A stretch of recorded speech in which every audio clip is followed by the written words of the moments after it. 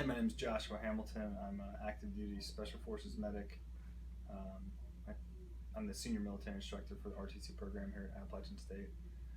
Been in the Army for 15 years. I'm a Sergeant First Class, which is an E7. Yeah, I've been in Special Forces since 2007. All right, my first question is, what are your experiences with skinning and cooking wild animals? When I was in SEER school, which stands for Survival, Evasion, Resistance, and Escape, it's like a high-risk course that they teach you, how to deal with things if you are hostage or, you are captured during a conflict and you end up becoming a prisoner of war, that kind of stuff. So you do a lot of survival training, and I grew up my parents were hippies, not really big into hunting. So I didn't grow up hunting a lot and doing anything like that. So actually my first experience skinning and killing an animal was in SEER school. The first week you do survival training for a week, and you're like in a 5 to 6 man team, and everybody's given at least it's my case when I went through, it was almost 10 years ago. Each of us was given either a rabbit or a chicken, and then they teach you how to calm them down and kill them, and then you go through the kill class and skinning and everything and dressing them down, and then procuring all the different organs and meat that you want to keep. I killed a rabbit. So did you shoot it with a gun or? No, you hold it by its rear feet and you kind of swing it back and forth to get it to calm down. Yeah. It makes like a little rockabye type thing. And they make this wee sound. It's kind of sad. And then you just kind of judo chop it in the back of the neck. Yeah. And then to make sure it's dead, you kind of squish its head after. If you did it right, they're dead. But so do you feel that what you've learned from SEER school has helped you become a more confident survivor? Oh, definitely.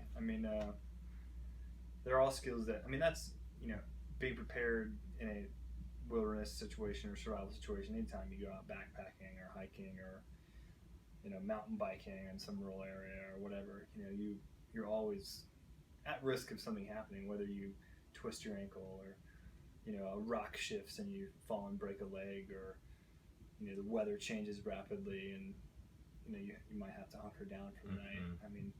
Odds of you being in a situation where you're gonna have to kill and procure animals, probably slim, but having that skill set is definitely a confidence booster. It's like adding tools into a toolbox. It's kind of cliche, but it's a good analogy because they're just little things that you have that do increase your odds of surviving. From your experience, how disturbing is this? You put it all into perspective, and you're learning a skill to survive, and as long as you use the animal graciously. I'm in the military. I'm pretty conservative, but I'm also fairly liberal on a lot of things, and so I believe in the humane treatment of animals. But as long as you are respectful in the way you deal with it, and whether you use the meat or I don't think it's gruesome at all. Life is easy. Everyday life is easy. You can go down to Comeback Shack and grab a burger. 150 years ago, people pushed out west and settled this country. You had to hunt, and provide for your family, and whether that's squirrel or rabbit or chickens or a buffalo, they used everything. So I think having a skill set like that, and as long as you appreciate what you're doing, and don't treat it lightly, then I don't think it's that gruesome at all. I think it's a good thing to know how to do. Do you have any advice or tips for myself for doing this project? Not specifically. Tips and tricks. Just research it as much as you can.